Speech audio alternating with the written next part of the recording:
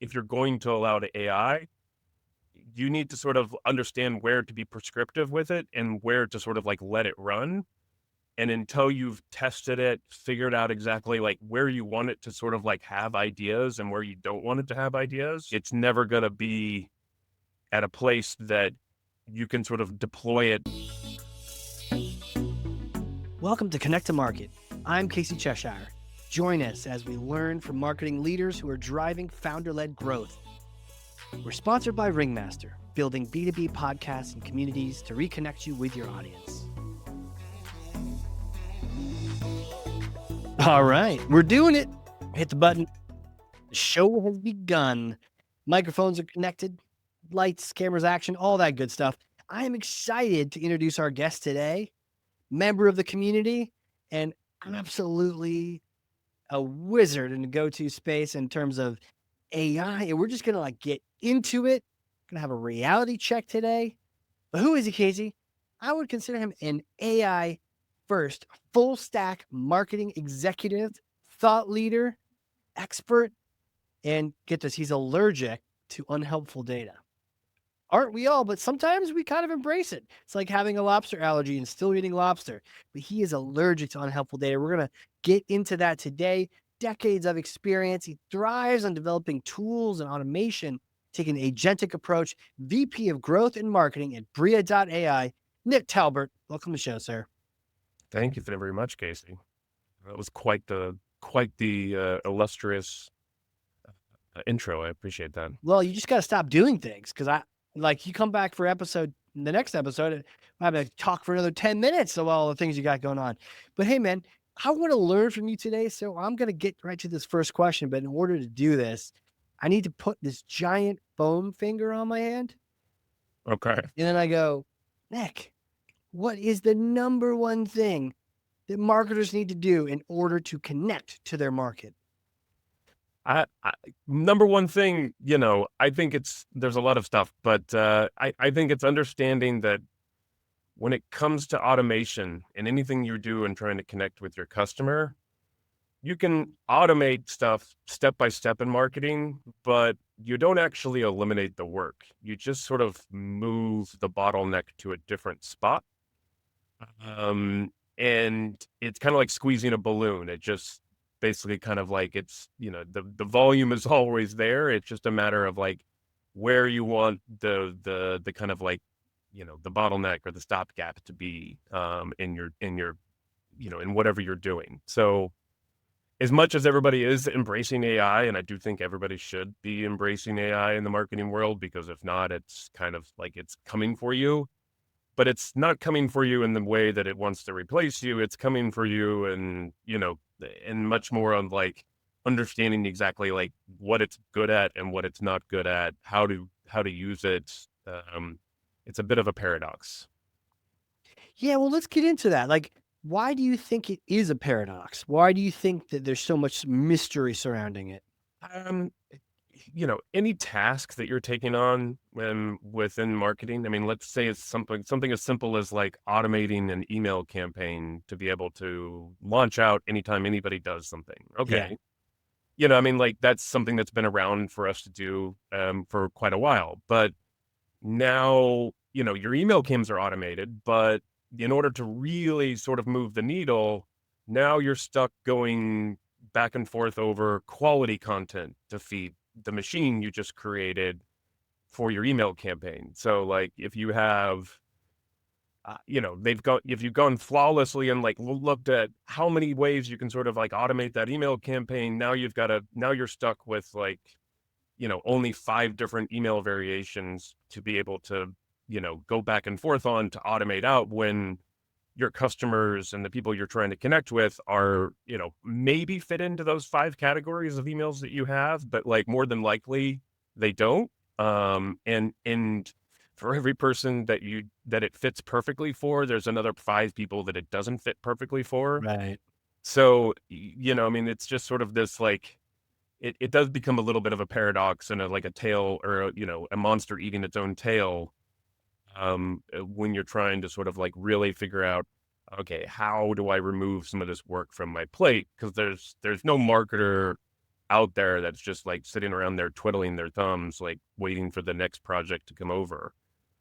It's almost always sort of a constant barrage and thinking of how can I get my audience the next message, the next step, keep them continued to be engaged because, we all have got next quarter's revenue, next quarter's leads, next quarter's SQLs to be able to deliver, that are, you're just sort of starting to think about maybe today. Mm. So I mean, it kind of the reality check, right? Is if if we're just moving things around, I mean, it kind of reminds me of Marie Kondo. She's like, "Hey, clean this room, but don't like clean it by then moving all the junk out of this room into that room." Because what did you actually do? You just moved it around, and it sounds like we do that a lot in marketing. Yeah, I mean, you are moving work. You do something like, okay, you did your job. You did a really good rate at automating lead routing. And now the next most likely case that is going to happen is that sales is going to get overwhelmed with how many leads that you're now like giving to them because you're now not dependent on a human to actually rate the thing. Mhm. And and they're going to start either complaining that the lead routing is either too stringent or too, superfluous, depending on like what the quality of the scoring that you gave them was. And so this is only going to like turn around and have you like retuning the score to make sure that it's because what I've found in automation is that while AI can definitely like help you repeat the positive attributes about what you want your campaigns to do, what it really does is it really accentuates the negatives part of your overall campaign. So it's like, it's like if you look at tree trunks, like when you cut through them, you can look at over the years, like the one year that it got struck by lightning sort of like shapes that tree for like the remaining years after that. Oh yeah. Automation works in those kind of same ripple effects, is that like one negative experience basically gives you sort of like trauma, that kind of goes on beyond that. And so you're constantly sort of like tweaking and trying to figure out how to sort of like make all the pieces fit together because I mean, like you're one part of an overall process that you've just Mhm. automated. And finding that next bottleneck means your automation worked, but now you just need to go and automate the next step. So I think it's much more likely to think of it as not like, AI is not a quick fix. I think this is, there was the recent MIT study that found that like less than 5% of enterprises AI projects are actually showing ROI. And that's because like they honestly just started implementing AI like 2 years ago. And like I said, like what it does is it really shows you where it's not working like very quickly. And Mhm. then it takes a while to sort of like, okay, well, like let's work out that bug, and now let's work out that bug, and like let's work out that bug, and there's another one, and there's another one, until basically you get to a point to where like you're far away from where you began at the beginning, but like over that 2 years story, like are you seeing the ROI that you spent in the beginning? Maybe, but like if you don't do this work now, you're gonna have to do it at some point. Yeah. You can keep saying, "Oh, well, it's faster if I just sort of like don't have to train, I don't have to train the AI how to do this task or whatever it is, or I don't have to sort of like do that checking." But you're kind of screwing yourself because I mean, there's a lot of what I do like that I relate to parenting now, but like, I mean, the more you don't tell your kid how to like do the chores around the house correctly, the less likely that you're actually going to be like helpful when they actually can do the chores. So like, Yeah. Throw away. I mean, so it's like every day that you sort of postpone, taking the time to sort of make sure that whatever AI tools that you're sort of bringing on board can at least solve part of this overall puzzle. Yeah. Right. I mean, like, there's not going to be a better solution that basically is going to immediately automate every single step that you have. Like, Right. a marketer's job is just to, you're constantly switching contexts, you're constantly switching data sources. There's best practices for one thing that doesn't quite work for another. I mean, like there's just even, OpenAI and its grand glory and all of its billions of parameters are not going to be able to like make that sort of specific and cognitive correct action on every task throughout your day. So therefore, there will still be this like layer of orchestration that almost all people who are like automating or maintaining AI will need to have. So, so what do you recommend then?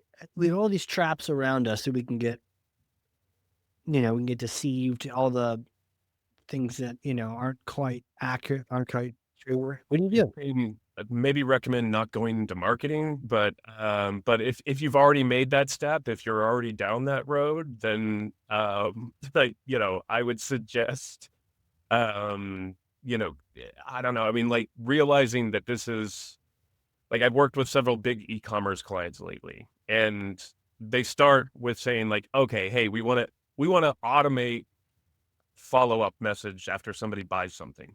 Perfectly normal. Like, I mean, this is what it is. And it's a welcome series, and then maybe they were like, okay, I want to add a cart abandonment on there. And then, and then they have like a retargeting element. And these are all sort of like standard things that everybody kind of understands works in the retail space. Yeah. And that system runs flawlessly. But then, like I said, there's certain customers that start seeing through the personalization, as they hold up in quotation marks, that you've done because you've only got like 5 different email templates. Now the bottleneck is not from like sending in those templates to actually like means like personalization is just another way of saying spam at scale. And like having those things that are not identified beforehand, I think it's much more understandable to sort of like if you're going to allow the AI, you need to sort of understand where to be prescriptive with it and where to sort of like let it run.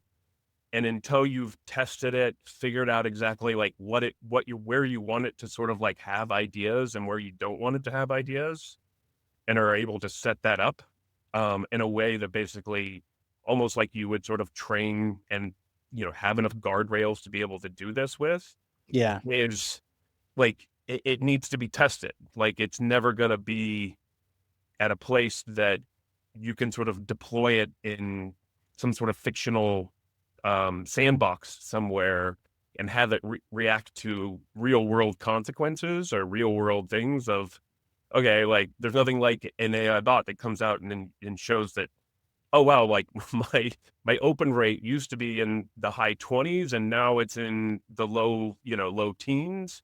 Like obviously something's wrong there, and that probably works, perfectly in the sandbox. Right. Uh, so I mean, like it's one of those things until you sort of like put it out there and are getting in there. So my advice to any marketers that are out there saying like, okay, hey, I want to bring AI in, and I want to do more than just sort of like give everybody access to Claude or ChatGPT or Gemini or whatever. Like how do I keep my team like playing with these tools in a way that basically is going to yield something in the future that might be beneficial. Like how do I Yeah. get my creatives a tool? I mean, I think it's like starting with like the like first principles of marketing and being able to like have assets that are like being able to be generated by AI. So before you go and say, oh, I want to generate that email, like, do you have a comprehensive messaging document that you can train a model on? Like, have you gone through and said, this is how we talk to, you know, all of our ICPs, and here's how we frame each one of those things up within those audiences so that you can now take that document and use it as training data for your model to be able to react in all the situations that you want it to react in. Same with and that's just for the written content. If you're taking visuals, the visuals needs to be sort of like, okay, the very first thing you need to do is sort of like train a model that can visually adapt to your brand. Like all of your brand has a certain look and feel. Doesn't matter if you're a B2B, B2C, or whatever it is.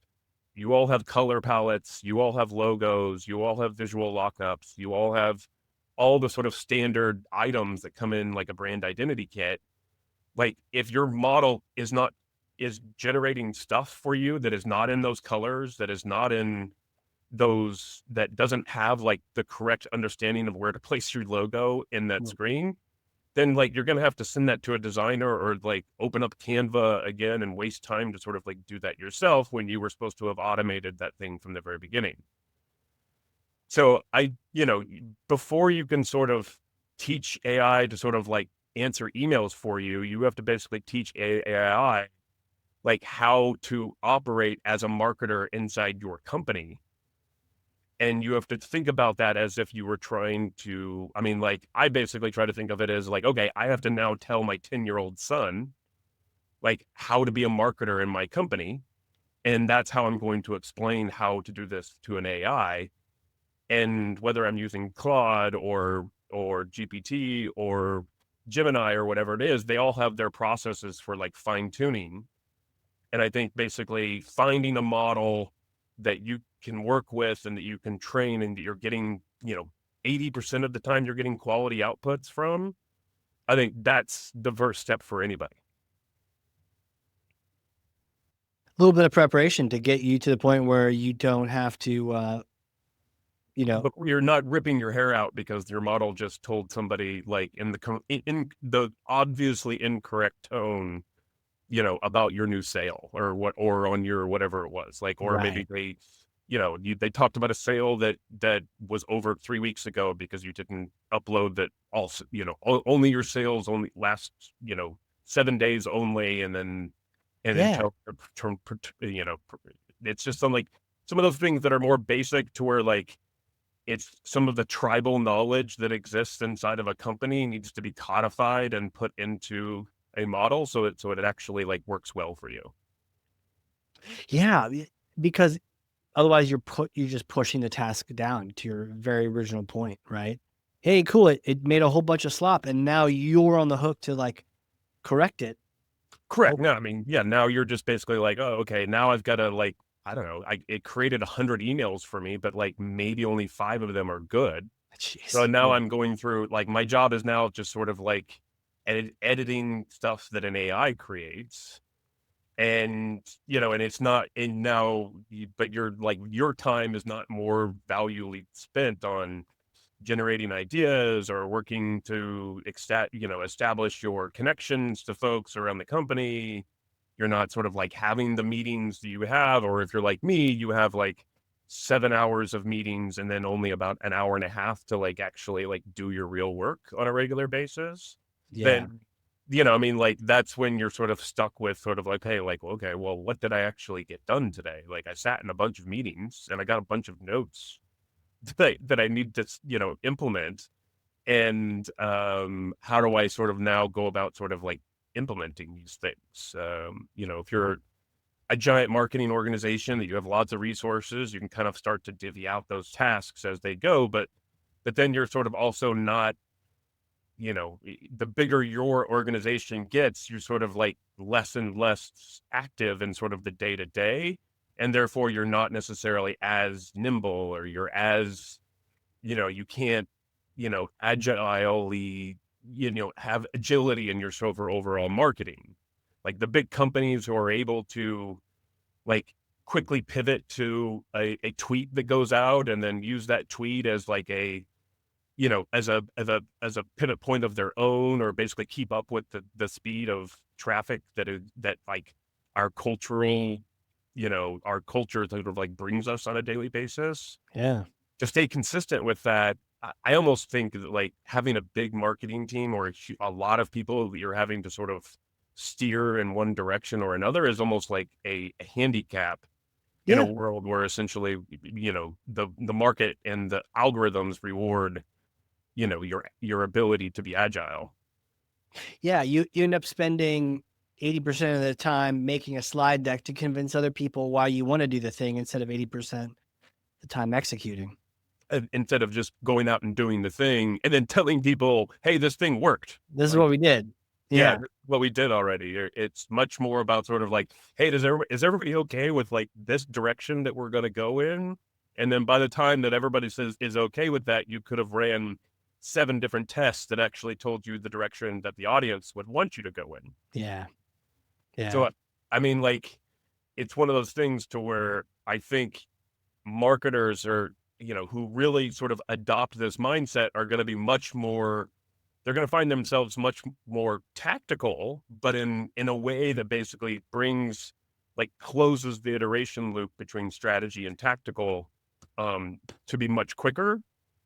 And that you don't need massive teams of designers and, strategic thinkers um and I don't know. I mean, like, yeah, video producers and everybody sort of like at, beck and call to be able to sort of produce what you need to produce on a regular basis. You can have a normal team of 10, whatever people, even for big organizations, that then sort of like have all of these other sort of AI tools at their disposal. And I think your marketing team kind of comes down to, like, you have people that are really, really good at implementing and working with AI systems, like from a systematic approach. And then you have other people that are in your company that are like just uber good and iconic at having style. Yeah. The people that were always sort of iconoclasts in general, and the culture makers are still going to be there because, like, AI, what it's really good as is reducing everything every question in the world to a mean of some sort. And so if you're saying like, oh, hey, give me a picture of a guy in jeans in an e-commerce setting, what AI is going to tell you back is not the most idyllic picture for what you want it for. It's going to give you the regression to the mean of whatever you asked it. Yeah. It makes sense. if you want if you want the people who can take that data and then be like, oh yeah, but like if we did that, but in this particular very cool, very stylish, way, then it will hit that much harder. The AI is never going to be able to do that. So I think, you know, how marketing sort of like plays out is you have these like barriers between like the more creative folks versus the more, business folks. But I think it's much more, you have people that operate a system of AI agents or AI structure of some sort. And then you have like the ideators that are sort of over here that are, again, who have access to tools Yeah. but are not required to sort of design, draw, like, but you need a sense of overall style or an overall sort of like how to, talk about feelings or how to be emotive or how to be in a way that basically is like, more relatable in general. Where do you think this is going? If you were to fast forward several years, I know with AI, it gets wildly more impossible to. I mean, if it doesn't kill us all, Yeah. then, we're going to see several big flops in a really public way of like, of it, really kind of making really poor decisions in a kind of a stupid way. But I think, it I look at it as, through my experience, I've been in marketing now for like 20 some years. And so like I can take us back to like my very first year out of like university was like early 2000s ish. And so Okay. like, they were just coming off of the like .com, era at Yeah. that time. And everybody was like, oh my God, like digital is now dead. Like digital never died. It basically got like, a couple of heads chopped off, but like the ones that were strong and knew what they were doing continued to press on. And I think this is more akin to where we are in that particular stage. Like there's It is. obviously a bubble out there of both hype around what AI can do and also how much you should value it in general. Right. Right. But like I think that, this is a paradigm shift nonetheless, and that like it will start to sort out exactly like the people who understand this and kind of can work with AI and understand exactly like what it's capable of, or more importantly, like how to structure data in a way that AI can make use of it, um, is another way of sort of understanding that role. And that can be both visual data and actual words on a page, or code or whatever it is. Like understanding that both those are like very high quality data sources for AI to be able to understand and predict whatever the next pixel or the next word or letter should be.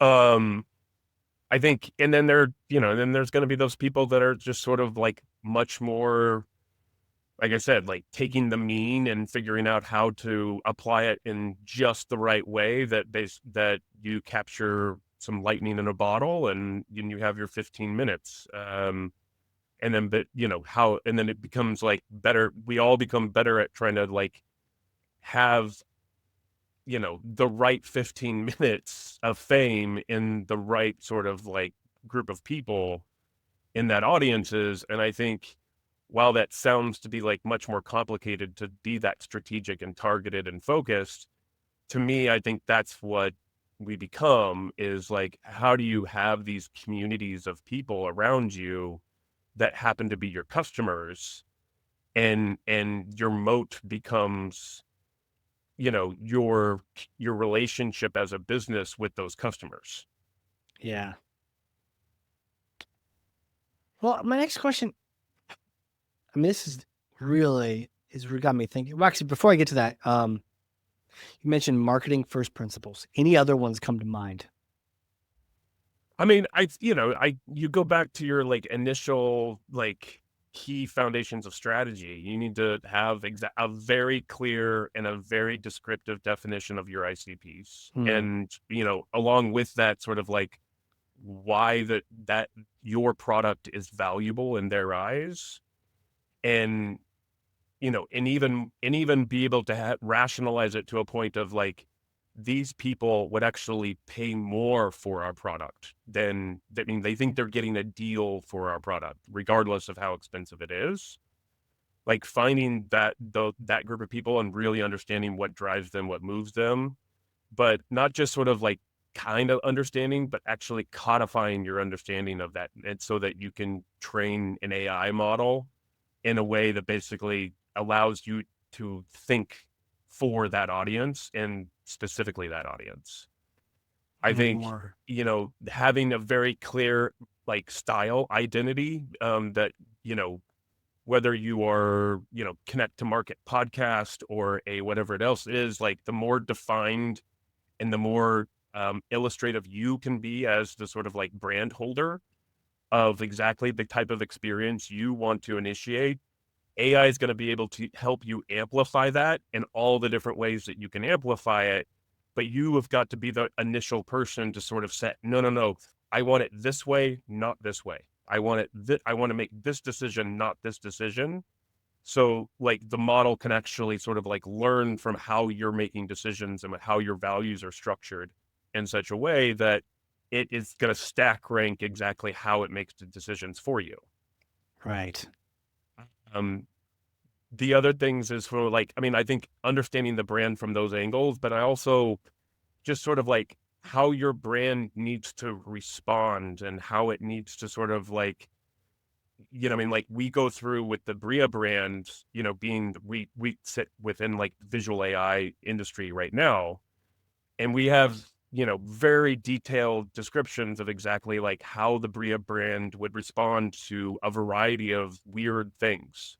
Yeah. Um, and we've basically kind of like sat down and wrote all of these things down so that when we go and we have models that I can turn on for my sales team to be able to write messaging from, so that they always stay on message.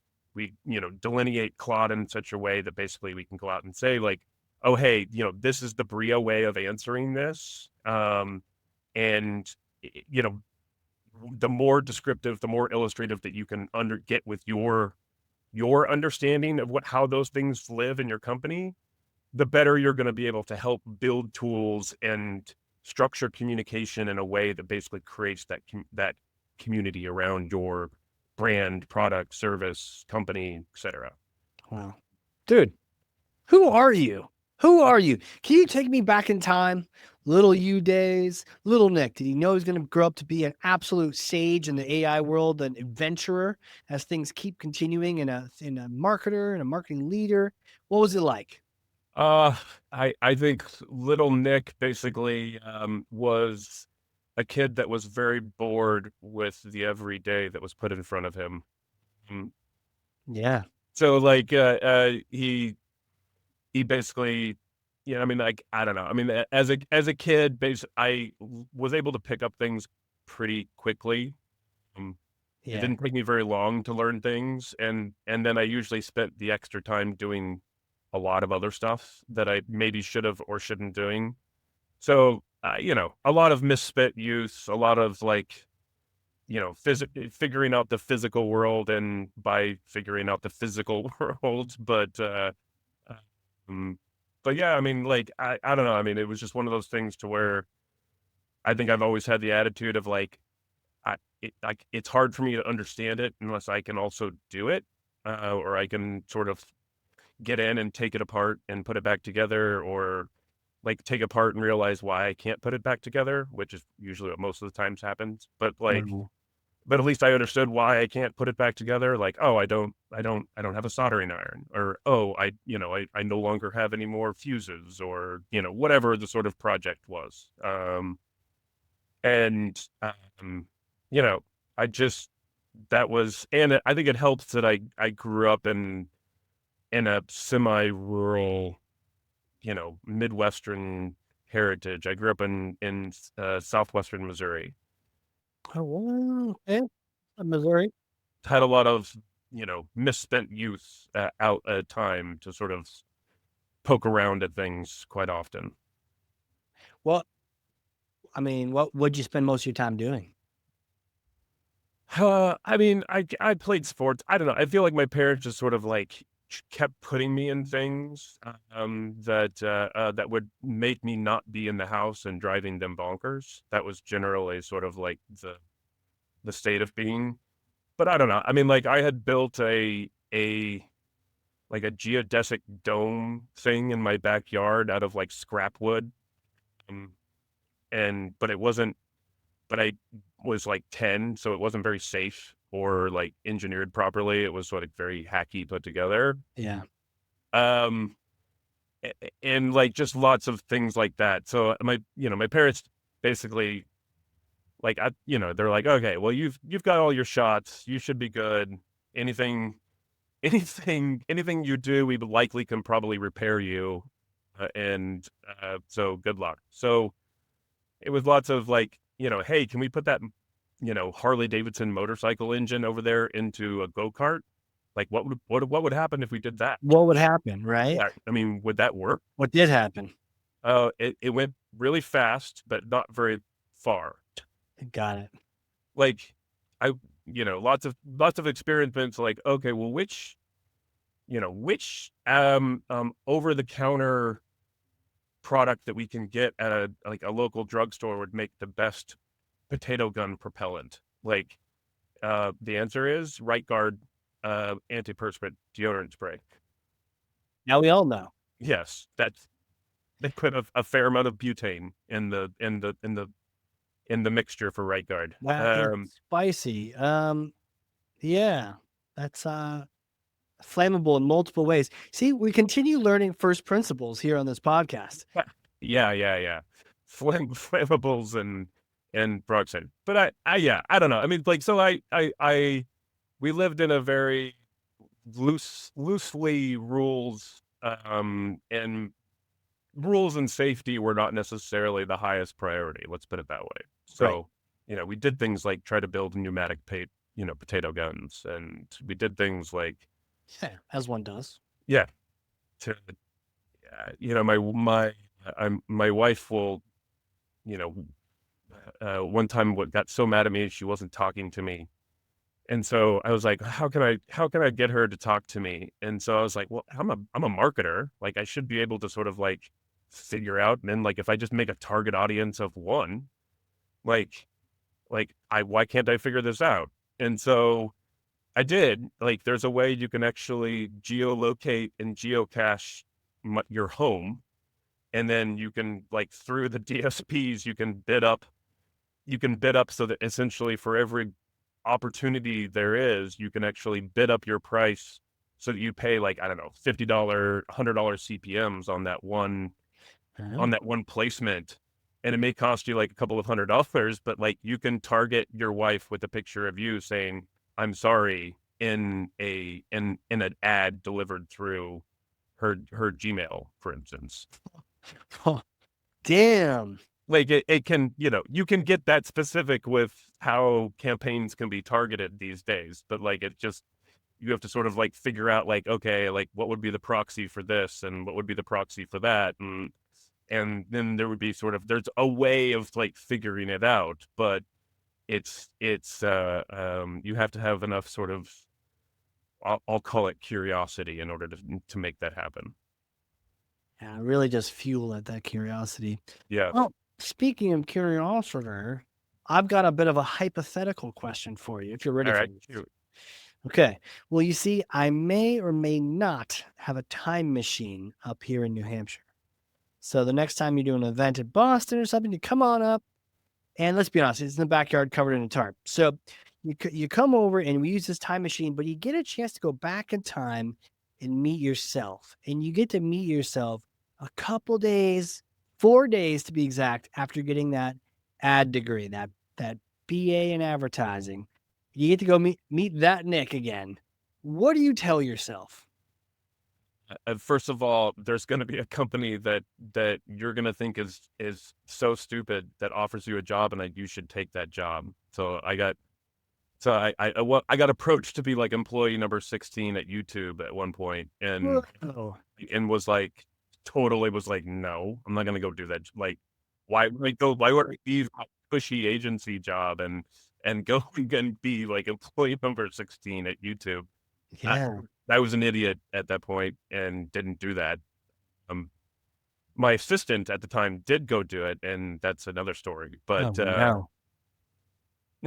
that would be one thing I would tell myself. And the other one is just sort of like, I don't know. I mean, I've always been gravitated toward things that like interest me and that I can like figure out how to do in a fun way, Yeah. or how to have some, you know, positive attribute on it because it just helps, you know, even though you're under deadline and you got to send out 4 emails and, build 2 landing pages and come up with messaging for the next campaign and make sure that your PR is on is talking to the right audiences, and this is all going to be done for tomorrow. Like at least it gives you some sort of amount of joy that you're doing something that you do enjoy doing and you do have fun doing. So I Oh. would be reminding myself of that virtue.